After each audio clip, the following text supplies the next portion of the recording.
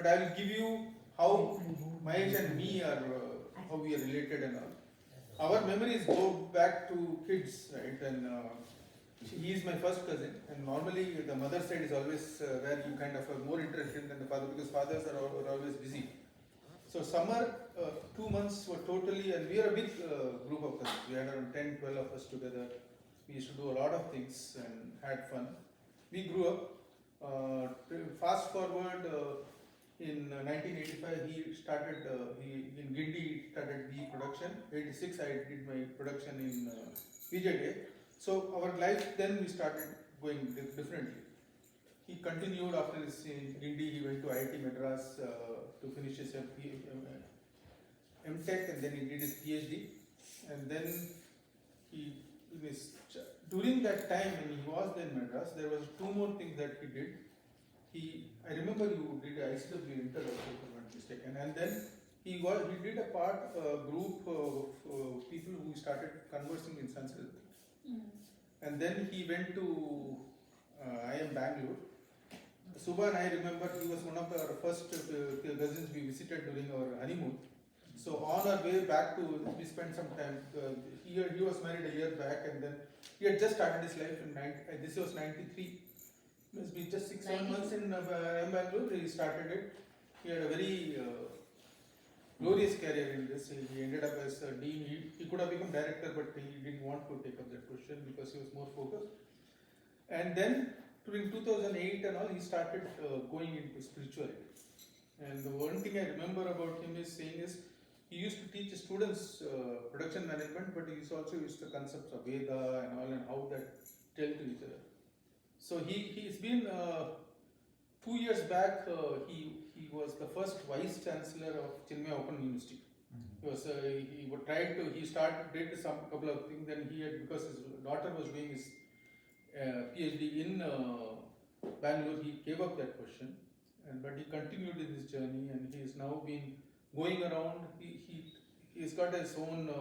This where he gives a lot of lectures on Sanatan Dharma and this. But when this group came in, when we met, I said that the people you are going to meet here are going to be two separate groups. Some of the people like me in their 60s who are now trying to look at the next innings and what needs to be done. And then there are going to be youngsters who are looking at what are we going to do there. So the topic we chose today was practical aspects of Vedanta. So I will stop here and let him take over, and hopefully it's a very mutual conversation. Let's have a good conversation. I hope you have a good evening. Thanks for coming. All over to you, Mahesh. Thank you, Mani, and it's my pleasure to spend a little of time with all of you. I'm extremely happy you could find time to come here. I always say in my satsang that we have 1,000 things to do. We don't have to walk into a place like this and spend a little bit of time. Everything has a meaning. So I'm very happy you could take out time and come here.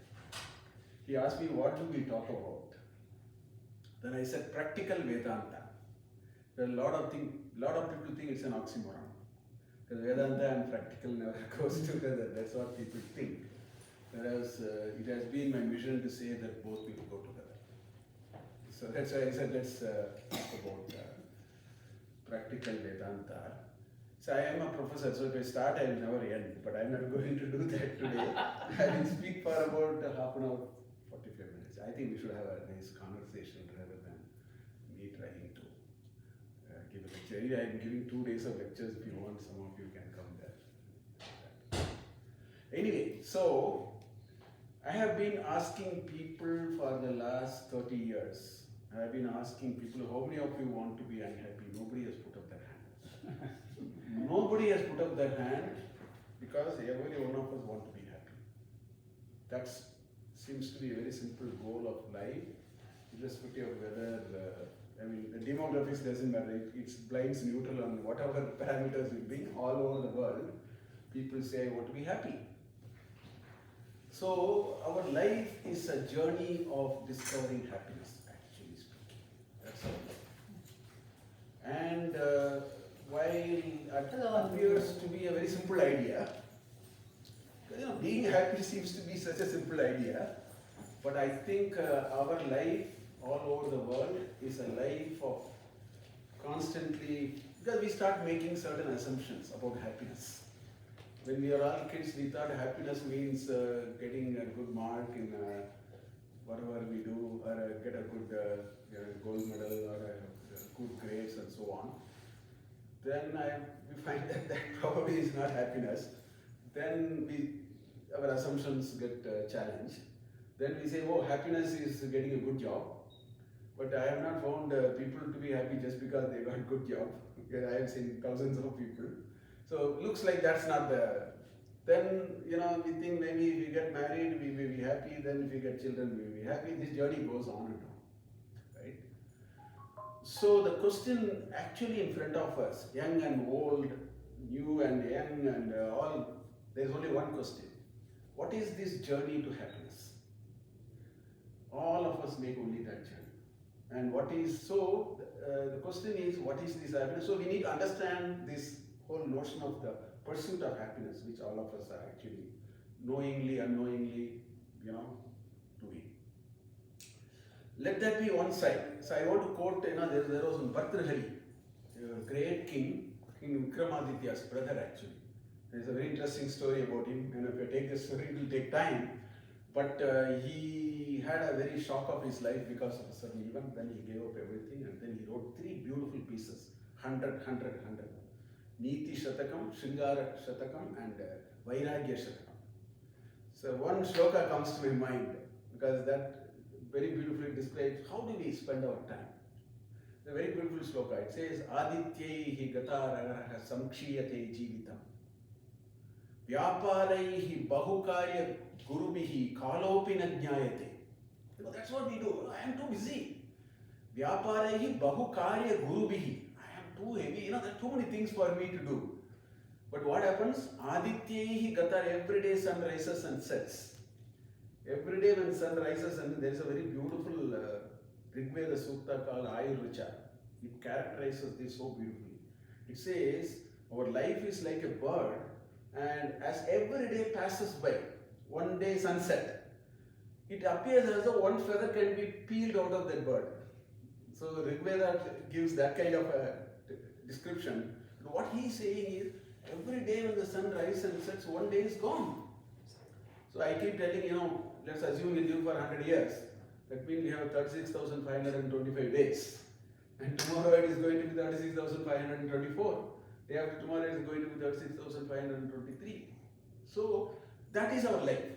So he says that, the first 2 lines. He says, well, every day sun rises and sets, we seem to be very busy. We are saying, oh, I don't have time, I have so much to do. Then he says the next 2 lines. He says, Janma mrityu jara trasascha notpadyate pitva mohamayim pramada madiram unmatta bhutam jagate. He says, oh, all these fellows have gone mad. They have drunk something very special, something they have drunk, and they have become mad. Why? There are people all over them going off. All of them are living. Janma, Mrityu, Jara, Vyadi, they just go. This guy doesn't seem to even take cognizance of it.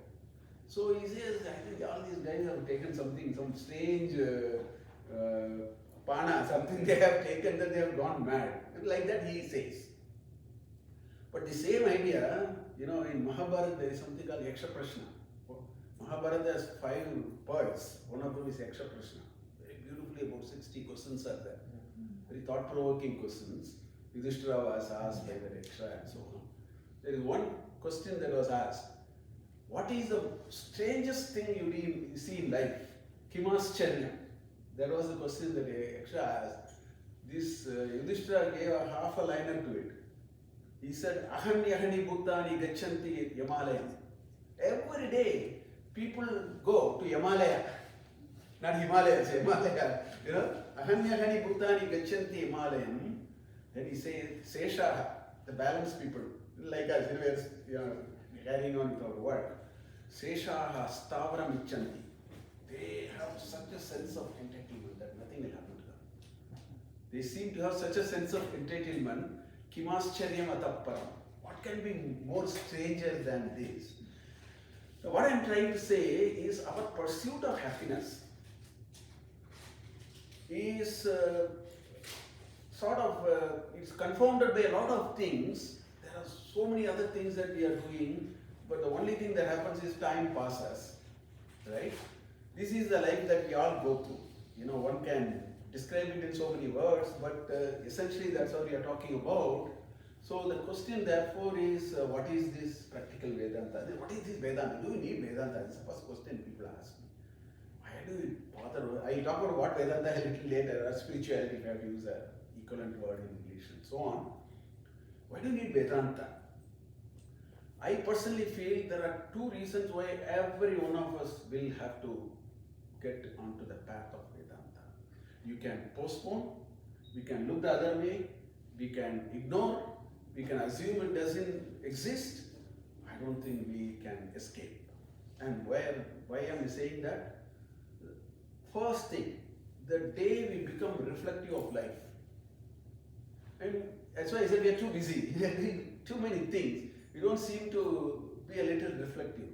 The day we become reflective of life, we will understand something fundamentally. And that is this whole notion of happiness, in whichever way define that keeps changing, our definition change, our assumption, let all that remain. But whatever be that happiness has three fundamental characteristics.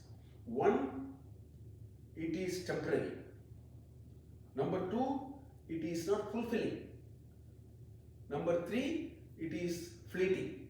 They are related to one another. So, that ephemeral nature of happiness would be the starting point for us. Because our goal is happiness. I don't think anybody wants to be unhappy. But then, when we start thinking about it, then we understand that, oh, there is a problem here. The day, some people start thinking about it a little earlier. Some people can think about it much later, but we cannot escape it because the grey matter will start working. So that begins the whole notion of Vedanta. Now I will talk about some very important misconceptions of Vedanta. I think this I will be more comfortable here. If you talk about misconceptions of Vedanta first, and then I'll get into Vedanta, because I have heard it 100 times, 1,000 times. First thing people tell me, sir, Vedanta is only for old people. We don't need Vedanta for young people. It's only for old people. Now I ask, how did you come to that conclusion? No, you see, if people become Vedantic, they will lose interest in life. We have a set of mental models which we have never tested. We have never tested any of these, but this is a general sort of feeling. No, Vedanta is not required. First thing they say is Vedanta is required after I retire. My counterpoint to that, I make that very often. Let's say I work 60 years, 65, 70, 75, whatever it is. Today I am retiring at whatever age. I come home and sleep, and tomorrow morning I get up full-blown spiritual. That is not going to happen. First of all, if you think that is going to happen, we have completely missed it. If you have to invest for everything, you have to invest for being spiritual also. So this idea that I need it later, while I may agree, that doesn't mean that we start later. Right.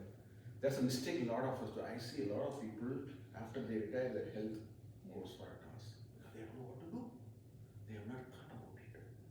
So therefore, to say that it is required later, I may partially, I don't agree fully, but even if I partially agree, that doesn't mean I have to practice it a little early. Because it's not going to come tomorrow morning. I'm going to come and sleep today night and tomorrow morning I all spiritual. And there's Mayajal. I don't believe in Mayajal. I'm a good researcher. I don't believe in any of those actually. So that's first misnomer. Second thing, see Vedanta, if people get into Vedanta, my parents used to tell me, the only good thing happened to me is I became a very good Vedantin at the age of 20. In Madras, Bharati Vidya Bhavan, I go to a Vedanta class. I was a small boy, everybody was elders. With a lot of sankocha, I go and sit in one corner. I found it very difficult to go and sit there. But that's the best thing that happened to me.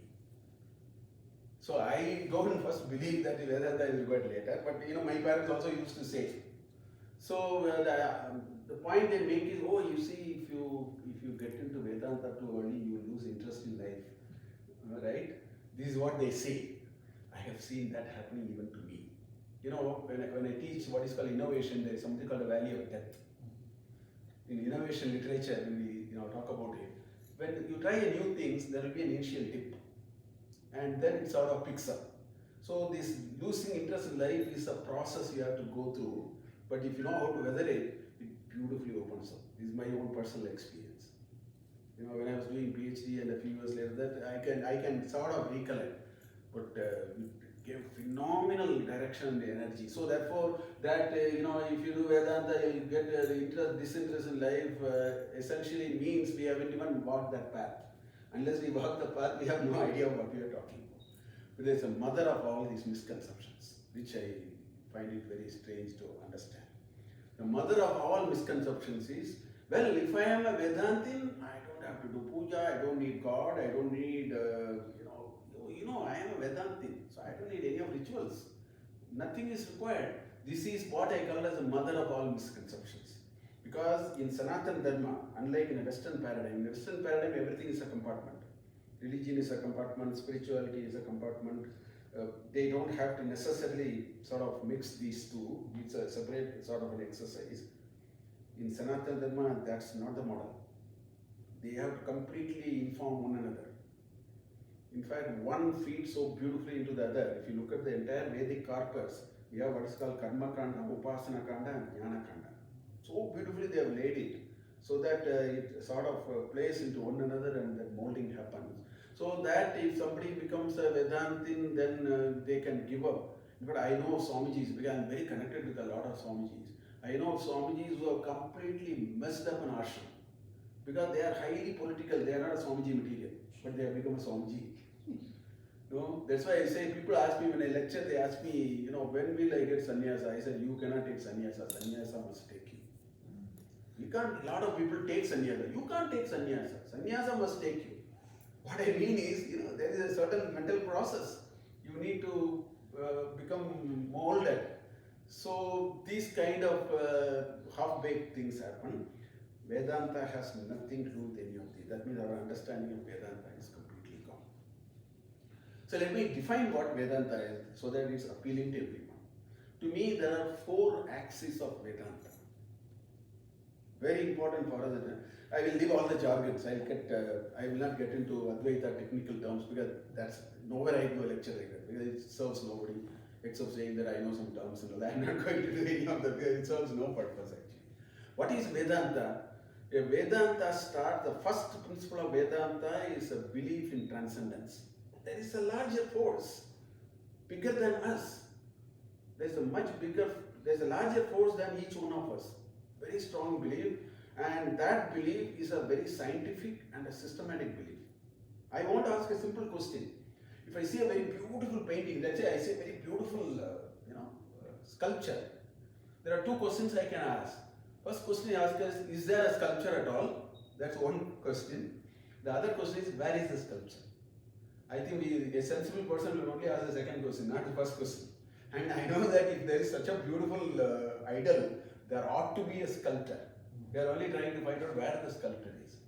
So in the same way, this world, why do you have to go this world? In fact, I talk to some doctors and so on. If you study the human body, you have to become extremely spiritual, because such a complex system is not known to mankind. I can endlessly give you examples.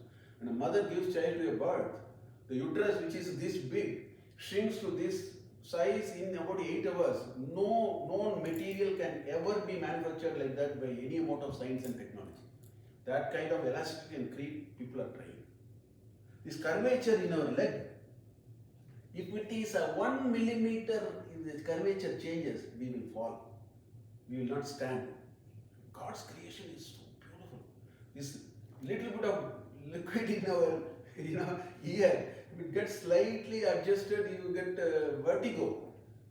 We need to be very reflective. So we need to understand there is a complex design. For a cell phone, there are 400 engineers putting 4 million man hours and get a lousy cell phone at the end of 3 years. And this is our intelligence. I'm not looking down upon it. I'm saying I want you to compare that with the grandeur of this creation. Science does not even know how many species exist today. They are still counting. As they're counting, 4 are going and 5 are coming in. So we don't even have a list of what God has created. So the belief in transcendence is the first step of Vedanta. must understand there's a larger force. We don't have to even, see it and know it. I'm not even getting there. Because that will shape our approach to life. Belief in transcendence. Okay? If we believe that, we get into the second axis of Vedanta, and what I call it as the interconnectedness. Moment you believe in transcendence, it is inevitable to find that there is interconnectedness. The entire Indian literature solves a triangle called Jiva Jagat Ishvara. This is the mega triangle we are solving. We are all Jivas, each one of us is an individual. Our world is there, each one of us have our own world. Actually, that's why even we talk, this is not my world view, we say. Because each one of us have our own world. Okay? A species which has 4 sensory organs, world is different from a species which has, there are species with 3 sensory organs, 2 sensory organs. So the world is not same. Each one of us have a different world. Anyway, so there is a Jagat, there is a Jiva. Then the belief in transcendence says there is an Ishvara. I don't know where I'm not even bothered about it. Our journey is connecting these 3. A Vedantin journey is to actually find this connection. Because there is a connection between these 3. So that is called interconnectedness. We will develop a strong sense of interconnectedness. That's the second axis of Vedanta. There are 2 Vedantins, not those who, spit out some Sanskrit slokas or put a different color. For a different reason they are doing. There is also a meaning to it. I'm not looking down on that. The third axis of Vedanta draws from the first 2. A true Vedantin will have infinite compassion and empathy, I am telling you. Mark my word. Otherwise, he's not a Vedantin. A true Vedantin, because he saw the connection. He knew that there is something bigger than everybody. He saw the axis of interconnectedness. If a person could win over these 2, get a good understanding of these 2, infinite compassion and empathy. Nobody wants sympathy in the world. Sympathy is a force of gravity.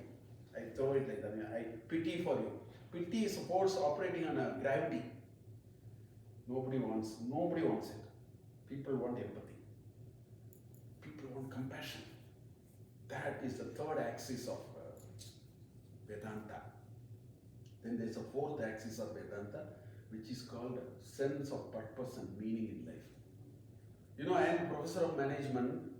My research in the last 10 years, the most pressing problem in business world today, I even extend it, it's not even business world. The biggest problem we face is what is called deprived meaning at workplace. A priest, if he has a deprived meaning in his workplace called a temple, he will have job stress and burnout. A homemaker, if she or he has a deprived meaning in his workplace or her workplace, stress and burnout. We are all meaning-making creatures. So the sense of purpose and meaning must dawn on us. So these are the 4 axes of Vedantin. A good Vedantin will travel these 4 directions. He will find infinite sense of. For the sake of better thing, I give you a personal example. I was a dean for 3 years. I was handling 200 crores and 500 people report to me. That was what I was doing in 2008 to 11. I had an opportunity to practice every amount of my Vedanta. For example, one day contract workers are there, they're not in the payrolls, they're all contract workers. And they had the freedom to walk into the dean's office. I gave them that kind of a freedom. They fearlessly will come to my office. The janitorial worker will keep a broomstick like this. I feel very happy for him or her. There's a pride. Like Bhima has a gada, no? They keep the broomstick like this and come. I'm very happy for them. I want them to have that sense of, So one day one person came. He said, "Sir, my wife has a problem. I need medical support. Please sanction 10,000 rupees." I said, "Sorry, I can't." Because as an administrator, if I touch that, I'm touching a very sensitive card. 10,000 requests I have to handle. There are also, so I had this constantly when I administered, I tested my Vedanta to the best. Every moment I tested. This is one example I give. I said, "No, sorry, you are not entitled, I can't do for, I'm sorry, I feel very sorry for whatever happening." Because I know do it, my job is gone. Because 1,000 exceptions I will have to make, and I will not administer, I will only mal-administer. So I told him no. I mean, told him in a way I have to tell him, and then I sent that person out. Then I walked to my office. I have another office, my professorial office. I asked him to come there. I gave 10,000 out of my packet. That's what a Vedantin must do. You should have compassion. You cannot show rules and then that's not the end of the story. I'm just giving an example. That's what has to happen. We should feel very strongly for others. We should have a great sense of empathy. All that. The next thing that will happen is, which I think is a very important thing. See, our life, professional life particularly, right from a student age, we are coached on it. Our professional life is one of risk aversion. There's so much of risks and rewards and etc. and all that. A Vedantin risk is the last thing that you worry about. I'll give you 2 examples. There was a doctor by name Venkatasamy. He created a world-class hospital. Harvard Institute of Medical Sciences, John Hopkins doctors had 2 years waiting list. They used to work for me as an intern in Madurai, in Aravind Eye Hospital, such a famous eye hospital. This gentleman came from a village opposite to my village. This village is 60 kilometers from Madurai, near Srivilliputturu. Our village is this side of the road. Their village is that side of the road. It's all Telugu settlement, 200 Telugu families. The Gopal Sami, the Vaiko is also from there. He is also a Telugu man. All of them, their end term name is Sami. Like Telugu people actually. So this person by name is Venkatasamy. First person from the village to qualify as a doctor. Okay? He goes and joins Indian Army. You can imagine how happy the parents will be, how happy the village will be. This person goes and joins the Indian Army. In 2 years, he was discharged from the Indian Army as unfit at the age of 28. Why? He had severe arthritis. Hand, I have seen him. His hand will be like this. I have seen how he keeps the forceps and the tools, and he has done 500,000 cataract. I have seen him doing cataract like that. His hand will be like this because of severe arthritis. You know what people will do? If at a and that's why I gave this background. If the person who has come out of poverty, first person to be educated, with a lot of dreams and hopes, he went and joined, he was discharged from the army. I will tell you, most of us will only commit suicide because we don't have the mental strength. That's not part of any education system at all. You know what he did? He came back to Madurai. Madurai Rajaji, government Rajaji hospital. Government hospitals are very, forthcoming. He joined as an eye doctor. Because he was army man, they gave a job. Till the age of 58, he worked there. He retired. When we retired, he dreamt a world-class eye hospital. He started what is called Aravind Eye Hospital. I happened to be a student volunteer in 1976 when he started. So I have a very close connection with that hospital, emotionally also, because I am from Madurai. Right? He had, and he said, I will eradicate vision statement of an eye hospital. It was such a grand vision. He said, I will eradicate needless blindness and restore the precious gift of sight back to people. This is what he said. At what cost? He was absolutely a spiritual person. He will say, you don't have money, don't worry, get your cataract done. Quality will never be compromised. A paying customer and a free customer, there's absolutely no compromise on quality. That's where compassion and empathy comes. And he created a hospital system in which 1/3 pay, 2/3 free. They are poor people. They will be, cataract operation will be done. In 1994, the number of cataract operation done in Aravind Eye Hospital alone, he had 4 hospitals. By then we grew. 4 hospitals, 4 units. Tirunelveli, Madurai, Theni and Pondicherry, where he is Aravindo. Spirituality is all from Aravindo and Mother. 4 hospitals. The number of cataract hospitals done in Aravind system is 1.5 times the number of cataract hospitals done in continental UK, all hospitals put together. Which means UK, Scotland, Ireland, you can count how many cataract surgeries were done, multiply by 1.5 times. That is the cataract surgery done in one hospital called Aravind Eye Hospital. That's what a spiritual person A Vedantin, that's what he'll bring to the table. Terrific courage. He'll say, oh, you don't have money? Don't worry. I want you to get your eyesight. Okay? I give you another example. Me and one of my friends, professors, both of us professors from IIM Bangalore, in Karnataka, there is a district called Davanagere district, which is about 200 kilometers towards north, en route to Bombay. In that district, they grow what is called avarakailu, moche. In Tamil, moche chulo. Avarakailu. It is a rain-fed crop, which means November, December, January, 3 months. That's a bumper harvest. The farmers were, and these are marginal farmers. There are thousands of farmers each, produce a ton and things like that. The middle and mostly Muslim people, they will come. They will procure from this farm. They bring it to the main road. From the fields, they bring it. That's a Bombay highway. They bring it to the main road. You know what these guys are doing? They will be procuring for ITC. ITC, they will tell, please procure at 9 rupees. These fellows will procure at 8 rupees and make a phone call. Sir, today there is a huge problem, sir. It is available only at 11 rupees. Would you want me to procure or not? They say, please procure. So straight away they have made a 3 rupee that. Or what they will do, they will give them 8 rupees. We saw all that. They will procure.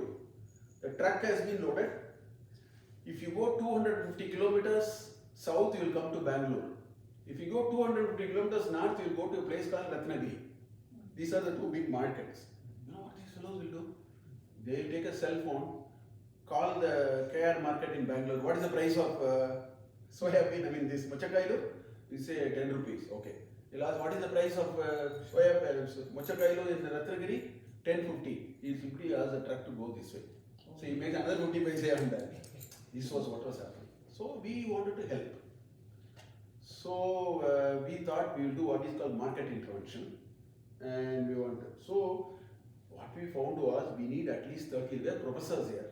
We needed 30 lakh rupees because if we supply this to a market, there's a 3-day cycle in which we get our money. So we need a working capital of 30 lakhs. We went to Rural Bank, of Canara Bank, so many banks, risk aversion. We wasted 6 months, they did paperwork and finished us. We could not get the 30 lakhs we wanted. Finally what we did? In Karnataka, every district has a spiritual head. For example, the Davanagere district, the spiritual head is called Tarala Balu Bhatt. And these Swamijis are all double PhD, biochemistry PhD and a Sanskrit PhD. These guys are all 35 non-Brahmin Swamijis. In Karnataka, it is like that every year. So we got to know Tarala Balu Bhatt is the Bhatt in charge of Davanagere. We got a contact. He sits in Bangalore. The Swamiji sits in Bangalore. So we said, we want to meet you. We got an opportunity. We went. We just spent 20 minutes, believe me or not. We just spent only 20 minutes. We went in and then the other person introduced us. These two were professors from IIM Bangalore. This is the problem that they want to solve and so on. We went there. He said, what is it? He said, this is what it is.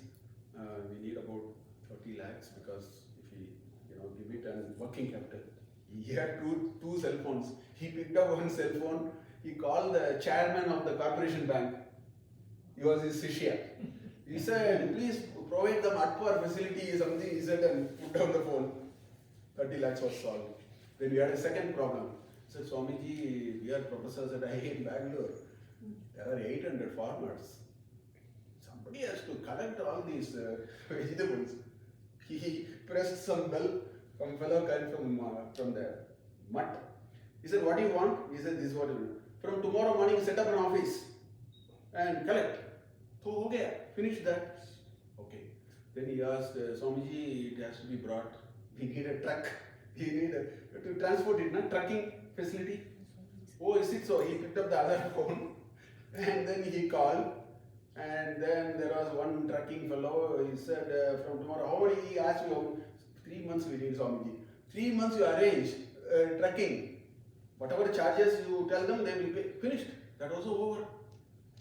What we could not achieve in 6 months, we achieved in 20 months. They were much better than any CEOs we have met in our life actually. Because they carry nothing. They have infinite. I have very closely moved to Swamiji. We have our own views when you see Swamiji. Go close, you know. Okay. So So all that over. So then he asked, Swamiji asked, what pricing are you going to do? Because these Muslims are quoting something. The moment they know we are coming, right? They said that what they quote, we'll give 1 rupee more. So our objective was served already. We wanted to help the farmers. So we were happy. Even if we procure not in 1 kg, we'll be happy because that is where we started. Nevertheless, so we fixed some price. The farmers did not give to the Muslims. We even got death threat actually. They called us and then, Bangalore, office and all that they did anyway. So first day we collected some 20 tons or something, some 15 lakhs worth of material. So we are very happy. And it arrives at 2 a.m. in the morning when these markets and all work at 2 a.m. So we both of us go to the market at 2 a.m. We go and open this truck. This is like, in Bangalore in India, the idli eல்லாம் chamberல வச்சிருப்பா திறந்தவன புகையா வரும். The idli is in the air tray. It was like that. We open this smoke coming. The entire 20 tons is black. Because we don't know, we are professors, we don't know how to pack it. We packed it in a normal gunny sack and then took it, finished. That throw, the entire. So first 2 days we lost 30 lakhs. So we called Swamiji. Swamiji said, don't worry, go ahead. Your intention is good, I support. Let's see. You will not believe, we learned we know where to put. There is a special bag with a window microphone. It's a little airy and that kind of stuff. Green color, orange color. All that we learned one step at a time. But anyway, we did all that. We ended up the season with a net surplus of 20 lakhs after losing 30 lakhs in the first 2 days. The farmers were very happy. But all these were possible because there was a spiritual person at the center. I can give 100 examples like this. What I'm trying to tell you, spirituality will give enormous courage. There is infinite energy we all have within, coiled within. Spirituality and Vedanta is nothing but a methodology by which we actually bring it out. That's why we need Vedanta.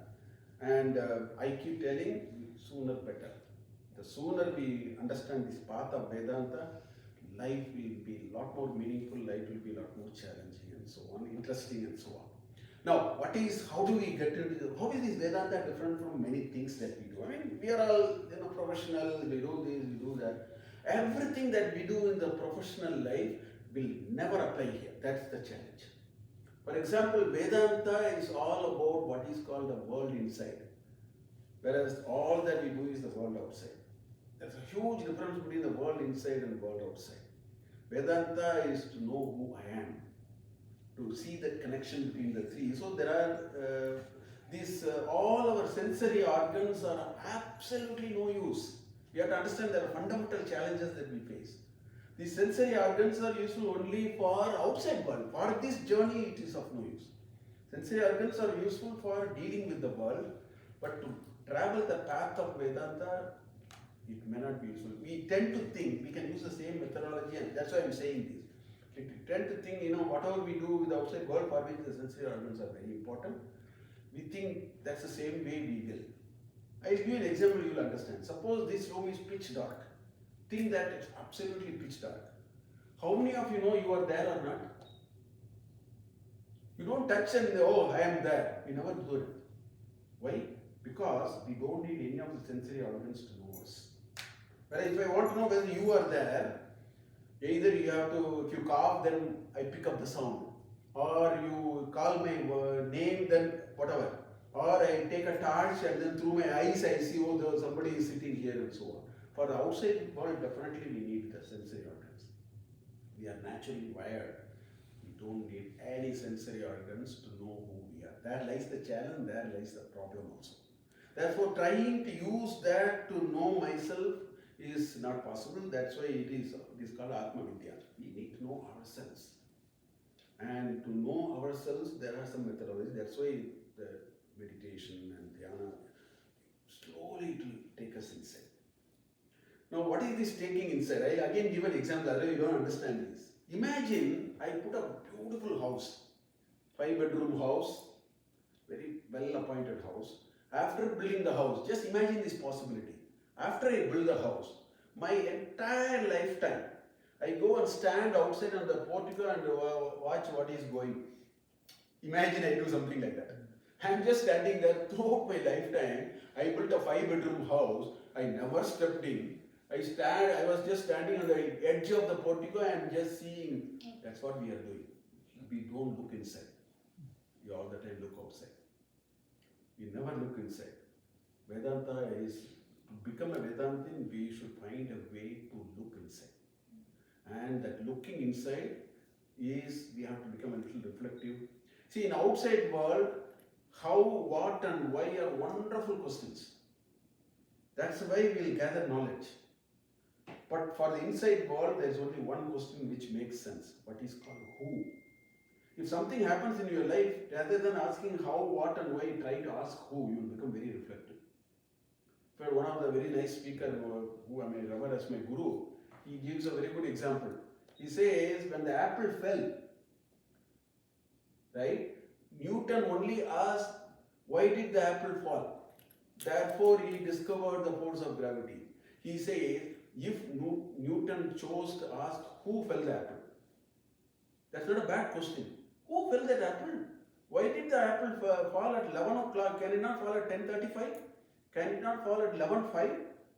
Somebody is falling it. So he used to tell me that if only Sir Isaac Newton asked who fell the apple, he would have become a Brahmajnani. He is communicating that point. He is saying who is a very profound question. That who is a question which will connect the triangle. Jiva, Jagat and Ishvara triangle will be slowly connected. And if that connection happens, few things will happen. We will become very compassionate. Huge amount of empathy we will build. We'll have phenomenal courage to take decisions. That's a problem in modern day. We have our own. We are not able to take one step forward, and then there is so much, oh, will this happen, will that happen? These kinds of challenges haunt us by the step. A Vedantin will find infinite. That's why a person like Venkatasamy had the courage to get your cataract surgery done. Let's think about consequences later. Nobody can say that. No eye doctor will have the guts to say that. Only a Vedantin will have guts to say that. And so, lot of courage, lot of meaning to life, lot of compassion, lot of love, and that's what will actually bring the happiness. Happiness actually lies there. Now, we all experience infinite happiness every day. I want to tell you why and how. Every day, you can go to modern science and read medical sciences and read, you will tell the same thing. Every day, every one of us have to at least sleep for an hour or two in what is called sushupti. Sushupti is deep sleep or sound sleep. Somebody asked me, sir, what is sound sleep? I said, if I make sound, if you don't get up, that's called sound sleep. It's a simple definition. Really, you make any amount of noise, if I don't get up, that means I am in sound sleep. This is a very practical definition for sound sleep. When we have sound sleep, you know what happens? We switch off all our body. First of all, body consciousness is not there. If you have sound sleep, I can throw a cobra on your body, nothing will happen. You don't know anything. You are in a state of sound sleep. Okay? You can put a king and a beggar side by side in a sound sleep, nothing will happen because there is no ego, nothing. So we drop all our body in sound sleep. We drop our ego. We switch off all our sensory organs. None of the sensory organs work. Only then it is sound sleep. All our sensory organs, buddhi, chitta, ahankar, manas, everything is destroyed. And that state is called sound sleep. And do you know what happens because of that? We are all turbocharged. We get up with a lot of energy. What does it show? It shows when you touch your epicenter. You know that 2 hours we are touching our epicenter. The only problem is we have anubhava but not awareness. That's why we can only recollect in past tense. Nobody can recollect sound sleep in present tense. Somebody says, I am having a sound sleep, he is bluffing. How can you say that? So this day-to-day experience which Prakriti Mata is taking us in her lap and then charging us and letting us go back. This is the order of nature. 2 hours of that touching your epicenter will completely energize you, make you very fresh. When you get up, you are absolutely energetic, like a turbocharged for cell phone, which is 100% charged and so on. That shows that it is merit to touch our epicenter. A Vedantin actually one day touches his epicenter. Infinite energy energy will flow out of it. That's what Vedanta is. All others are, there are more details. For about half an hour, I want to only sort of give a broad pitch of that. I think we have the anubhava, but we don't have the awareness. Therefore, we get up and say, I had a good sleep. In fact, look at this is so interesting. See, if you do something day after day, will we get bored? Certainly we get bored. But this is the antidote for bored. If you are bored, you will go here. If you get boredom, you will go to deep sleep. Sleep is the antidote for boredom. All these are showing that when we touch our epicenter, it is touching an infinite source of happiness. That's why that when you get up the early morning, you know how happy we feel, how contented we feel. I wanted to reflect on it. You know why? Because we touched our epicenter. If we touched our epicenter, we should understand that is the source of happiness and infinite contentedness that we should have. In Bhagavad Gita, I end with a beautiful sloka. Every sloka is so beautiful in Bhagavad Gita. I just bring one sloka. Krishna says, Apuryamanam achala pratishtam samudram apaha pravishanti yadvat. He says, you know, if you look at Sundarbans in Calcutta, two of the greatest rivers in the world, Ganges and Brahmaputra. I don't know how many of you have seen Brahmaputra. First time I saw, my ego was completely sliced up. Because you know, what is the two banks, how far? 14 kilometers. The two banks of the river is 14 kilometers, can you believe? And there are islands in the river. When I went to Assam first time, tea auction I was saying, no? First time when I went, when the flight was coming, I said, what is this? This is Brahmaputra. My ego was sliced like anything. I have not seen anything in my life like that. One slight change of course it will make, Brahmaputra river, and some 650 million hectares of land will be dumped with 3 feet of sand. I am talking about a river like that. Yeah. Such a great river called Brahmaputra, another great river called Ganges. Both of them go and empty the river in Bay of Bengal. Krishna uses that example. He says, Apuryamanam achala pratishtam. The greatest river, even if it empties its full water into the ocean will not even shake. Its level will not even increase by 1 inch. You have to reach that level of, that's called contentment. That is a goal, that's a yardstick for contentment. He says, Apuryamanam achala pratishtam samudram apaha pravishanti yadvat. Just like when the greatest rivers empty their water into the ocean does not even care to shake or do anything. We should consume the world like that. Krishna says, akamakami tadvat loke pravishanti akamakami is what he says. That's our goal, and the Vedanta will reach that. And if we do it, actually our professional life will become a lot more interesting. I don't know people. I know Singeri Swamiji. I very closely go and meet him and seen him. He sleeps for when he is on travel. Now he is in Delhi. You know how many hours he sleeps every day? 2.5 hours. Full of energy. Next day when he gets up. What kind of compassion they have. Otherwise you can't do it day after day. They are doing it for years after years. Bharati Swami I have seen from 1973. What he is today? 52 years. 53 years I have seen that Swamiji. Infinite compassion. They all do like that. How many people, what kind of intervention they make? We think they are doing puja, it's not like that. I have seen Ramakrishna Math, I am very close. Swami Dayananda Saraswati has been so kind to me. He blessed me in the last stages. I took my wife. நல்லா இருக்குப்பா நீங்க அப்படியே எனக்கு bless பண்ணியிருக்காரு Swami Dayananda Saraswati. I am very connected to a lot of Swamijis. What is common in all of them is infinite energy, infinite compassion. They are all spiritual. We can bring it to our workplace. We can mainstream it. That is called practical Vedanta. Thank you. I think I will just stop here.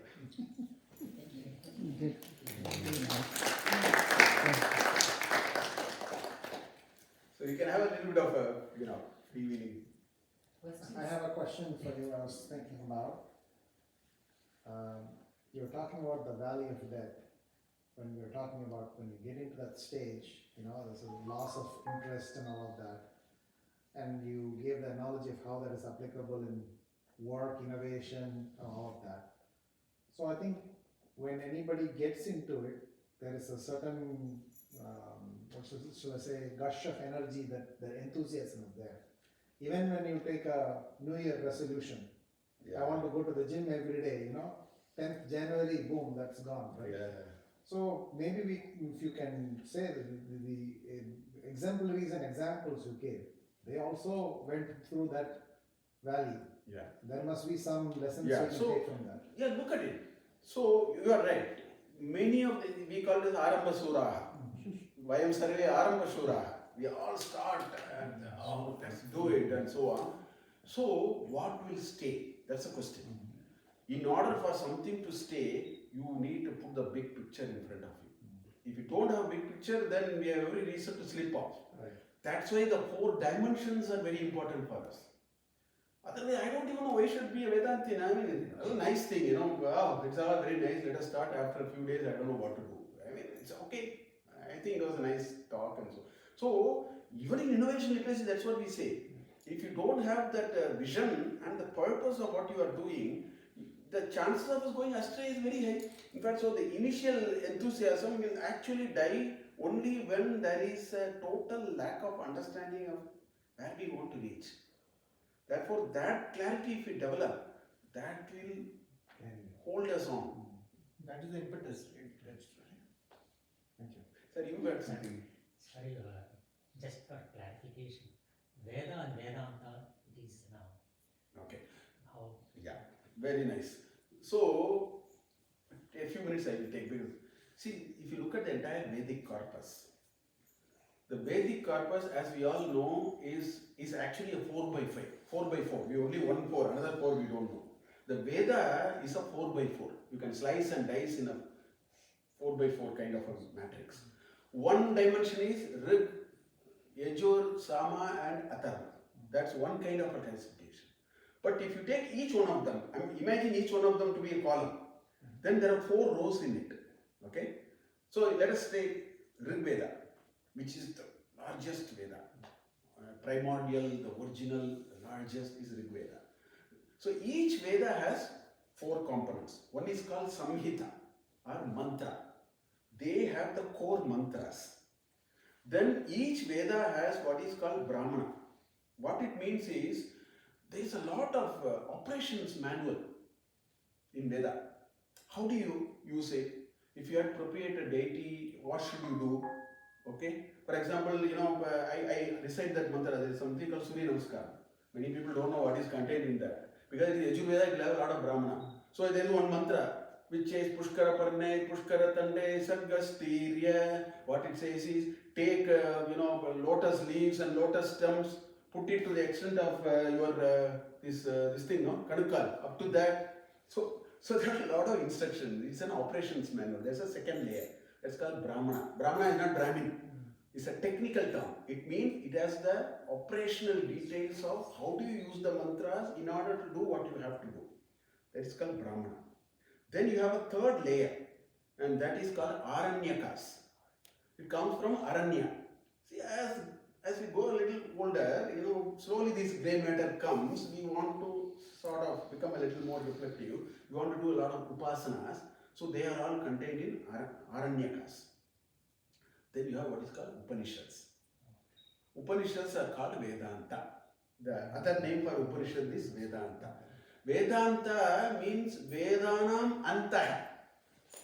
Anta is end. Here end is not a chronological order. For example, there is an Ishavasya Upanishad which is in the very beginning. So it is not in the chronological order at the end. It is the end in terms of your. That's the ultimate knowledge. The final goal. What we need to reach are available in Upanishads. They are called Vedanta. So Vedanta is the terminal portion of Veda, not in a chronological reading or rendering, but in terms of the maturity of thoughts. So they are the Vedantas, also called Upanishads. For example, Rig Veda Samhita is absolutely fabulous. Unfortunately, nobody reads. 10,772 mantras are there, which is there in 1028 suttas. You have cosmogony. People think Indians have science, no science. Who said? I mean, who is reading first of all? There is a Nasadiya Sutta, all mantras. Nasadasi no tada asi tada nim nasi na rejo no vyo ma paroyat. That's how it starts. In 12 mantras, the Rishi is contemplating the origin of universe, and he is doing similarly what these guys are doing today. Science is today struggling only with the origin of universe. That's why you say Big Bang theory, black hole. We are stuck with the law of conservation of mass and energy. Because from nothing we are trying to bring something very big. And after the end of Pralaya, we don't know where it will go. This is where we are stuck. Our rishis actually modeled it differently. They said it is not creating something ab initio, it's impossible. It is manifestation and unmanifestation of the God particle, the Brahman. That, cosmogony is there. Lots of ideas in Rig Veda. But, we don't even know, we don't even read and all that. They have the Samhita portion actually.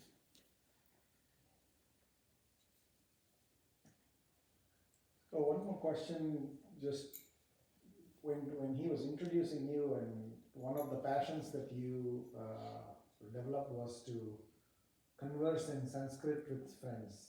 So Not friends. I deliver lectures in Sanskrit also now. So, but there is a way you develop that, right? So, I mean, what we all do when we get attracted to Sanskrit is we go for a class. It's like learning ABCD, Correct. like learning the grammar and Correct. things like that. And at a certain point, you feel like learning is not going to be. It's a very long drawn process, right? But if you kind of stay through a certain point, you kind of get that escape velocity where you can take off. Yeah. So I'm just curious if I Yeah. wanted to go down that path. Yeah, you what touched would it touched the most important card. First of all, I will tell you, I knew no Sanskrit. And having from a village kind of a place down south in Tamil Nadu, it was by great coincidence I can read Devanagari. Because my mother will beat me otherwise if I don't keep the book and read Vishnu Sound. I was the most notorious in my family of 7 and all that stuff. Anyway, so all that I knew was I can read a Devanagari. Then when I was doing my 11th standard, somebody told me, you take Sanskrit, you'll get more marks. So I took Sanskrit. That's my first exposure to Sanskrit, and there, our poor Sanskrit professor doesn't know English. We'll say Gavaskar in a century, he'll put tick there, 80 marks he'll give. So that's how I learned Sanskrit. So although nothing happened. When I was doing PhD in IIT Madras, I came across a group called Samskrita Bharati. The founder of Samskrita Bharati is my friend for the last 50 years now. I happened to meet him. I was completely transformed by the magnetic personality he was. So I started learning this 10-day spoken Sanskrit. Okay, I did that. Then I realized, how does a 2-year-old child learn a language? The only way you learn language is actually speaking, shamelessly making mistakes. This is where our problem comes. Okay? So I told to myself, I don't care, let people laugh. I want Sanskrit. So grammatically it will be wrong and all that. That was fine with me. This is how I was doing for a year or two. All this was happening for 5-6 years, went on like that. I got married, I got a daughter. I downloaded 20 years of Sanskrit Chandamama. I will read it to her every day, bed sleeping. Okay? In about 6 months or 7 months, my Sanskrit went elsewhere. First of all, I read Chandamama to make my daughter sleep. Beautiful stories. I loved reading and I understood tenses, I understood usage patterns, everything happened. Then I read what is called Sambhashana Sandesh. That's a next higher level. That's Jayalalitha, cricket, ellame Sanskrit. It's a monthly magazine. It's a little prouder. I read that for another 10 years. Mine is a very long process. Okay? So in 20 years, I developed phenomenal proficiency in speaking and writing, and because I gathered. Then I went to one of my colleagues in IIM Bangalore who was a great Sanskrit Pandit. He was my guru. I learned Laghu Siddhanta Kaumudi from him. It closed all the dots. One shot. Sanskrit is one language, you have to learn the grammar because it's a computer program. If you know the syntax, that's the end of this. You don't need a dictionary. It's a waste to have a Sanskrit dictionary because we are just wasting our time. Every word in Sanskrit is generating. With an algorithm, I can Rama, Ramaha, people actually do Kantastiti. I will derive it as an equation and arrive at it. That's how the language is such a beautiful language. So that was the last straw I had to pull. Moment I did it, I had so much confidence to deliver talks in Sanskrit. You know, Sanskrit Vice Chancellors, I run one day workshop for them in Sanskrit. All that I started doing. There's a little bit here and there. And I use a lot of Sanskrit. So I think we can go that path. Now there are beautiful Jnanpith Award novels translated in Sanskrit. I keep reading them also. So that's the only way any bhasha can be learned. Not by, just knowing it and keeping it. The child actually used it. So Kannada also I did the same thing. I went to Bangalore just for my job. 92 I joined. 97 was India's 50th year of independence. So the Kannada channel came. He said, Professor, will you speak in Kannada? I said, I make mistakes, but I don't care speaking. If you beam me to whole of Kannada, I don't care. They were very happy. Yes, sir. So I gave some sandesh in Kannada. They were not grammatically correct. I said, I don't care. The only way we learn language is nisankocha, we have to keep at it. And these kinds of tools will help actually. I listened to a lot of Sanskrit Bharati. They recently had a Sanskrit day, no? Yeah. So a lot of people. Shravana Purnima. Yeah. Every Shravana Purnima. By listening and association of words from the Sir, shlokas, you read. you can understand. Chandamama, But you speaking read. is a whole another thing. Sir, I will tell you 3-step process. You should read Chandamama for 20 years. No, 20 years Chandamama. 6 months you can read. 20 years Chandamama you can read in, So you can read Chandamama. You can read Sambhashana Sandesh. I will tell you, if you read the 24,000 shlokas of Ramayana once, your Sanskrit will go. Valmiki is a great Adikavi. You get fantastic. I told my wife, you read 24,000 shlokas of Ramayana, which she took 4 years to read it with a teacher. Now her Sanskrit has gone really very well. These are the 3-step process. Thank you. Yes, ma'am. I have a question. Two parts. Practical Vedanta. Don't want to sound sexist, but how does it apply to men and women separately? And since you mentioned you have a daughter, so what are the challenges that women face as compared to men? Okay. So, first of all, Vedanta has, please understand, if you look at our corpus, there is something called Shruti, Smriti, Itihasa, Puranas, Dharma Shastras. This is our corpus. The kind of questions that you ask apply more in Smritis and Dharma Shastras. It never applies in Vedanta. Vedanta is completely blinds neutral on your gender. Because how can you say that the desire to know who I am can be only for one side? It is not possible. I mean, it's a quality, first of all, and I don't think that was intended. That's why Maitreyi and, what is her name? 2 wives of Yajnavalkya, okay? When Yajnavalkya was a great Vedantin, a great philosopher and so on, he amassed a lot of wealth. There is a very interesting story. Janaka asked a very, very important question, and he said if people can answer this question, he had 1,000 cows. In the 1,000 cows, in the horns of the cows, he had put gold. So people were afraid, they didn't know what to do. Yajnavalkya comes into the Janaka's hall. He tells his Shishya, take all the questions are not asked. He said, take these 1,000 cows and take it to our ashram. Then Janaka said, what do you mean? Then out of humility he said, I need all of them. It will be of useful to me. He never said, I'm going to answer your question. He is such a great person. That conversation is in Brihadaranyaka Upanishad. Beautiful conversation. Anyway, so he amassed so much wealth. One day he called both his wife, Maitreyi and Katyayani, I don't remember the other name. Anyway. So he said, I am giving this wealth to both of you, half off, and going. Maitreyi said, if so much wealth you give it to me and go, that means what you are going for is greater than this wealth, I will come with you. She is a great Vedantin.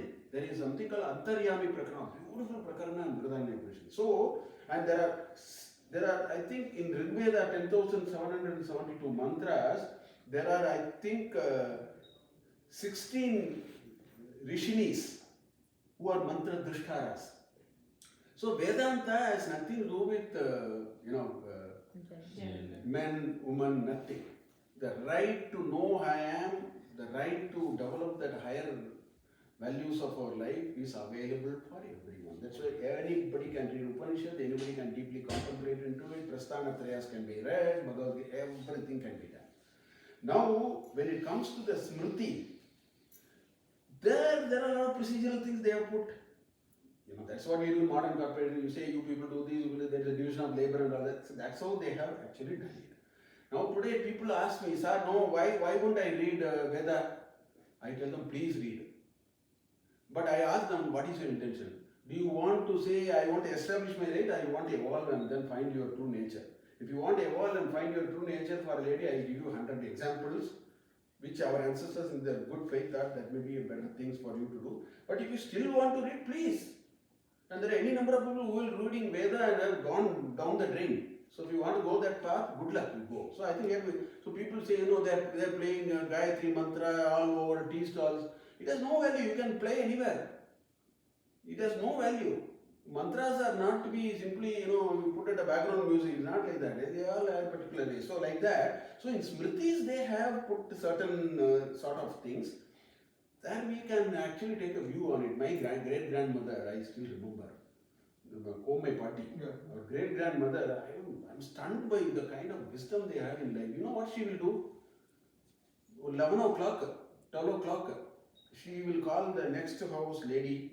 They will sit and every day 1 hour they will read Srimad Bhagavata Purana. They had their own routines. I think their ability to reach that ultimate path of liberation and true seeking was far more efficient according to me. Instead of wasting the time on saying, I will also do Veda and then if you do, I will also do. I think I am okay with that. But I only say you choose what you want. If you want established rights, please do it. That's okay. But I personally feel, so that kind of issues are there. So I don't know from which direction you actually came and then I can answer it in whatever ways. Because there are people who ask, I want to establish rights. I say, please establish rights. What is that? That's okay. So what are the practical steps that we can take to achieve it rather than going down the drain? Okay. So that's why all our programs that we do, I did in 15 cities in UK in the month of May, June. Here we have done in 5 cities this year. Last year we did in 7 cities we did here this time. Last year we did in 3 cities. Houston also we did last year. We titled it as Vedanta Shravanam. The other thing is Vedanta should never be read. We'll completely go haywire. Please don't read Bhagavad Gita. Listen. Because they are all very good arthas. They are very sukshma and I'll tell you the reason for it. Indian tradition is the only tradition which is oral. And if it is oral, you can't have 10,000 pages. You have to concise it to 100 pages. How much can I store here? You can't have separate book for physics, chemistry. I have read the entire Aryabhatiyam. Aryabhatiyam has fantastic top-notch math. It has philosophy, it has religion, everything in all weaved into it. Every one of our work is like that. So conciseness is the name of the game. If it has to become oral, if it is to be concise, then you can't, you have to write it very cryptic. Therefore, none of our shlokas should be read with a dictionary and a translation or the utter waste. Many people out of genuine interest they do it. My only suggestion is if you want to walk the path of Vedanta, and I believe ladies have the greatest possibilities for that to do, because you spend a half an hour in the kitchen doing something, play it. There are any number of good pravachakas are there. 2 years, in fact, all my Vedantic progress I owe entirely to my wife, because she will play so much in the kitchen. That's got so much in. Phenomenally, it has influenced me. Actually, I'm telling you, right? So Vedanta must be heard. After a while, when the dots develop, then we read, it won't make any sense. Actually, see, I have lectured 295 hours only for Bhagavad Gita. To tell you that much is there. Somebody has to sort of slice and dice it, and otherwise, there is in Mundaka, there is a very beautiful shloka. It says, avidyamantare vartamanaha, pariyanti mudaha. Pari means again and again rotation. That's why, paryatan. go round and, okay, circumferences are called parinama, and pari means circle. Pariyatanti moodaha, andena niyamanaha etandaha. Very beautifully Upanishad says, if we simply go and do something, he says there are 5 blind people. 5 blind people who didn't know how to go. Because obviously they are blind. So there's one fellow came. Yeah, I will take you. He is also blind. He said, I will take you to the path. That is what will happen. Upanishad says like that. Andena niyamanaha yata andaha. All the andas who are all blind people are led by another blind. That should not happen. So Vedanta, if you hear, beautiful, that's one. Secondly, Shankaracharya has done the greatest service to this whole task. Depending upon people are at different levels, he has a complete mall of material available for Vedanta. There is one Eka Shloki. In one shloka he has talked about Vedanta. Kim Jyotistava Bhanumanagari Ratro Pradipadakam, beautiful shloka. One shloka in which he has brought up. Up to that he has a work called Sarva Vedanta Sara Sangraha. 1170 shlokas or so. In between he has another 580, he has 254, he has 100, he has 30, he has 12, he has 5. He has a whole, so it is a great idea. We should do a bit of Vedanta Shravana and pick up Shankara, Adi Shankara's words. Bhajagovindam's deep spiritual shloka. It's not Bhajagovindam, it says. One of your Vedanta lies in that. Beautiful shloka, simple shloka. Every shloka will put you into a serious thought. So like that we can also travel those paths. Good. Good. Sir, I am talking about myself, okay? Lot of ego. I did this, I did that, I did this, I did that, I have done, I have done. So many things I have. But how Vedanta can help to take away that ego? In fact, a lot of discussions in Vedanta brings us to only this concept. For example, there is something called sadhana satushtaya. A lot of frameworks are there. I'm not talking about all those frameworks. There's a framework called sadhana satushtaya. Shankaracharya did it. He said there are 4 pillars for your journey in Vedanta. The first one in that is called nitya nitya vastu vichara. What is permanent, what is perishable, what is nitya and what is anitya. Right? I must tell you, I met a very powerful IAS officer once upon a time, and he was about 80. See, being a professor in IAM, you really deal with some who's who of people actually. That's the, God has blessed us with that kind of. So I met him, so I asked him, sir, tell me how about things. You know what he said? Professor Mahadevan, I want to tell you, my ego is gone now. I am a temple president now. So much ego as I was a very powerful IAS officer. In fact, that's what Adi Shankaracharya is saying. Please understand your life. In fact, I teach it in my management business school. I say your quality of decision making is a critical function of your ability to segregate what is permanent and what is perishable. Sometimes it mix these two. So, power, position, ego, money, relatives, right? Near and dear, well-wishers, everything is perishable. In a relative sense, it may appear permanent, everything. So there are plenty of discussions which keep on hitting us. So we start, working on those parameters. Nitya nitya vastu vichara. That's called viveka. The definition of viveka is our ability to differentiate between what is perishable and what is permanent. You know what is happening today? Everything that is perishable, we spend, common sense says if something is perishable, then we should not spend too much on it. After all, it is perishable. If something is permanent, we should spend more time on it. Today we spend more time on our looks and our money and our bank balance. All are perishable. It's just a matter of time. Life will go. Swami Chinmayananda says, he puts a simple model. He says, what is life? Mother's home to tomb. In between, whatever you want to do, you do. Home to tomb. Like that, in his own characteristic way, he says. The point I am making is the more and more we think about what is permanent and perishable, there's a great deal of discrimination. The quality of decisions will actually become better. I mean, all these can happen over a period of all frameworks. It doesn't happen tomorrow morning, but these frameworks are useful. So that kind of things are aplenty in Vedanta discussion actually. That's the difficulty. We think what is perishable is not perishable. We think that is permanent. Build a house, have an AC, have 2 cars. These are all things we think that we are going to be there with you all the time. But There is a lot of grey matter which develops and we see it much later. Yeah. There is a very nice story. One fellow bought a new car, brand new car. 2 days later, the car was lost. He lost the car. He started distributing sweets.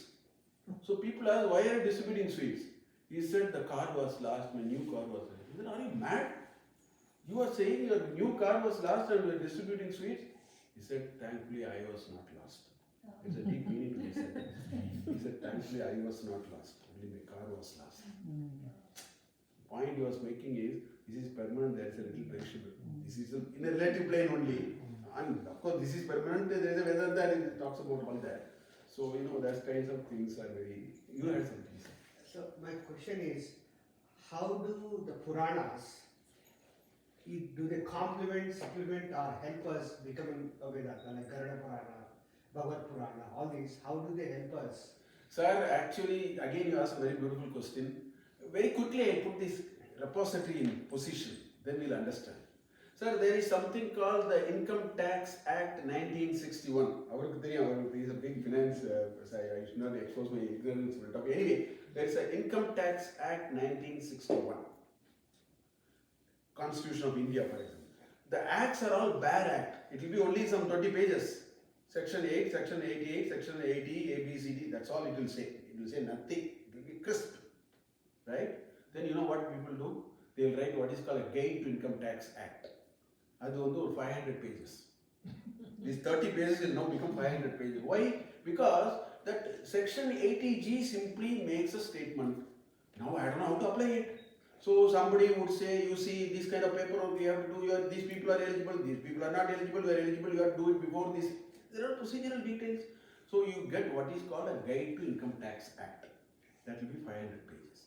After that you will get 50,000 pages, another book. It's called Case Laws on Income Tax. Even after writing these, when you apply it, there is a scope for interpretation. So somebody will contest it, then it will go to the court, then the court will, the judge will apply his mind. So that is a growing literature. You understand this? Yeah. Our corpus, our ancestors did exactly the same.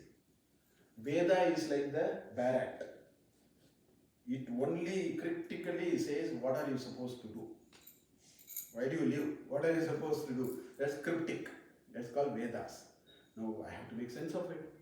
So they will do what is called Smritis and Dharma Shastras. Smritis and Dharma Shastras, what they do is, that's where many of the procedures come. Who should do it, who should not do it, when you should do it, how many times you do it. So many questions are there. Just like the Guide to Income Tax Act, that is called Smritis. Smriti Grantha. Veda is called Shruti, that which is heard. Whereas Smriti Granthas, Dharma Shastras, they expand the idea and give an operational kind of a handbook. Even that is not enough. I want to know how people actually behave. That's why the Puranas and Itihasas, they actually show what happened when people tried it. This is the equivalent of the modern day literature. First I want to say that.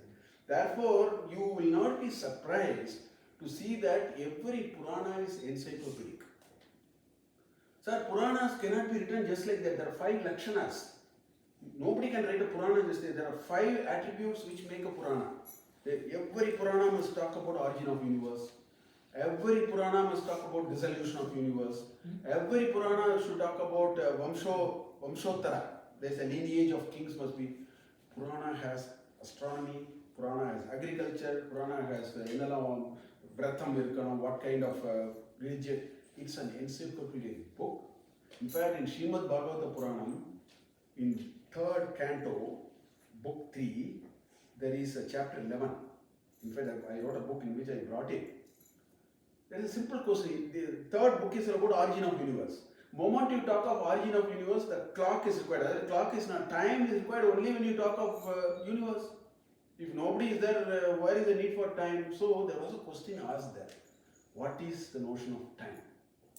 Vidura or somebody, Sanjay or somebody asked that question. In one chapter, you will find our rishis have written a complete description of a time from 10 power minus 5 seconds, okay, to 10 power 17 human years. Our year is 365 days, make one human year for us. 10 power 17 human years is called Parartha. And you know how they did it? They did exactly what modern science do. First we defined what a meter is. 1940 we actually settled the definition. Until then there was a problem. 1948 with an atomic clock we actually defined what a meter is. Moment you define a meter, you said 1/100th of a meter is a centimeter, 1,000th of a meter is a millimeter, etc. etc. These guys did exactly like that. They described a scientific experiment you can do today, okay? And you say you pierce, take a copper vessel of a certain weight, pierce it with a hole of a certain diameter, you leave it on a water body, and when the water starts sipping in, start a stop clock. When the vessel submerges, stop the stop clock. That elapsed time is called nimisha. That's not minute. Then he connected nimisha to everything, and then Purana has fantastic ideas. Beautiful ideas are there in Puranas. It serves a lot of. There may be a certain timestamp. See, people, you know, I take very controversial topics and go to the rooftop and with great courage I talk. For example, there is Manusmriti must be burnt. I asked why? In Maharashtra, it's a big thing. Many of you, India itself is a big thing. The Manusmriti must be burnt. I said, why? He said, oh, it talks poor of ladies. And I asked him, hey, what Manusmriti you read first? Because most of the people have never read Manusmriti. Manusmriti has 2,755 shlokas, not 1 or 2, 12 chapters. I said, have you ever read Manusmriti? I have read Manusmriti. Have you read? They say no. I said, technically I should not talk to you. I am a researcher. I will not go to a doctor, I will not go to an anesthetist, an idiot, I will not talk about anesthesia. I don't know anything. I will not even talk polymer chemistry. I will talk management, little bit I know. So first of all, I am not supposed to talk to you. Still out of courtesy I am talking to you. You go and read Manusmriti and come, but nevertheless I will tell you. Point is simple, sir. I have a problem with 20 shlokas in Manusmriti. Personally. It may be because I have not understood well, or maybe my understanding is right, I have a problem with those shlokas. My point is, I know how Indian society was in 1917. I know how Indian society is today. In 60 years, the society can so much, change so much. A text written 2000 years, don't you think some 20 shlokas will become irrelevant? They agree. Then I ask the next question. Do you throw the baby with the bath towel? What do? You throw the baby with the bath towel? They say no. You throw the 20 shlokas and read the remaining 2,735 shlokas. Fantastic text, Manusmriti. I teach corporate governance using Manusmriti. There are beautiful ideas for corporate governance. Book 7 and 8 and 9 of Manusmriti has fantastic ideas. Nobody reads any of those. Simply they go to the rooftop and say, oh, Manuvadi, they are talking Brahmins, nothing like that. In fact, in chapter 9, there is one shloka. You know what it says? Manu says, theft, an error is committed, a particular thing is committed. He says, if he is a Shudra, give him a certain punishment, call it as X. He says, call it as X. If he is a Vaishya, make it 8 times. If it is a Kshatriya, make it 16 times, double. If he is a Brahmana, in 2 shlokas, Brahmana, make it 32 times. Then he says, no, make it 64 times. Then he said, no, this fellow is the know of things, make it 128 times. You know any number of shlokas like that? Brahmins are put on the top, but sitting on the top is impossible. Brahmins have to sacrifice everything to become a Brahmin. They leave all that, they talk some nonsense. Manu is thought about things very well. You can't be a Brahmin. Cho has written what is called Yenge Brahmana. You read it. Most of us don't even count. Whoever is Brahmin won't count as Brahmins. So Manu says you have to, if you are a Brahmin, there is a particular thing. If you are there, you will be celebrated. And if you make an error, sir, if CEO makes error, we know what happens. The damage is collateral damage and the person is gone. There is a company called Satyam. Ramalinga Raju is in Patala now because he made a mistake. And so the higher you go, the quantum of punishment. So Manu knows all that. So I can go on giving examples like that. So we have our own challenges. Mhm.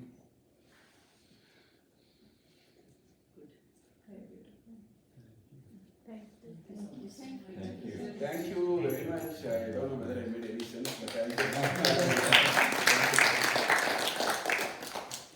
One more, do you have to have knowledge of the Vedas to appreciate Vedanta? Or can you directly jump into learning Vedanta? Is there like a, is it a continuation of Vedanta? Since Vedanam Antara, So, you did mention about it. so if you remember, I alluded to this point, Yes. that this journey of spirituality, although many people think it can be completely independent of the other things, but the way I have understood, the way the ancestors have thought about it is that even to be a very good, see, I run a satsanga for the last 15 years, being lecturing. I have a simple rule. I am very inclined to Vedanta. Actually, I have a soft corner for Vedanta. But I tell them, pure Vedanta is like a machine without any oil for lubrication. It will make a creaking sound and collapse someday. The oil is bhakti. Imagine a machine, you are running a machine with no lubrication. After some time, screech, sound will come, it will generate heat and come to a grinding halt actually. So Vedanta is nice. But, I'll give you another example. If you don't like this example, if a flight has to take off, first of all, it needs 2 wheels to run on the runway. With 1 wheel, it will go inside. I don't know what it will happen, I do not know. You need 2 wheels for the flight to run and develop that escape velocity. Like that, Vedanta, you can read independently, certainly. But when we are able to also a little bit go through the path of the Veda and then get into the Vedanta, it becomes a little more productive, little more fruitful. But Vedanta can be still independently pursued. I feel that we will become a very academic Vedantin than a goal of Vedanta is not to say I know. It's become like that, no? You have to get that feeling and all that. Then the other one will help. They say Shankaracharya in his Viveka Chudamani, people say, oh, Shankaracharya is a hardcore Vedantin. Agmar quality Vedantin, they say like that. Shankaracharya says in his Viveka Chudamani, Moksha Samagriyam Bhakti Reva Gariyasi. The best raw material for moksha is bhakti. He himself says that they all play with one another. Bhakti will melt our heart. If you have to melt your heart, you need bhakti. Nothing else will melt our heart. Only bhakti will melt our heart. If the heart doesn't melt, we are not a Vedanti yet. If we purely read Vedanta, heart can become very hard also sometimes. So becoming a Vedantin is a process. Yeah. What is the starting point? Like where can we start? I was suggesting, no? I think the best thing is to become a Vedantin, best thing is Shravana. Sure. Lot of listening beautifully transforms us over time. And we need to be very patient. Just like we do the normal thing, I put so much effort, will I get my result, all that don't work. They are all antithesis to Vedanta. You have to keep doing it. It will slowly sort of.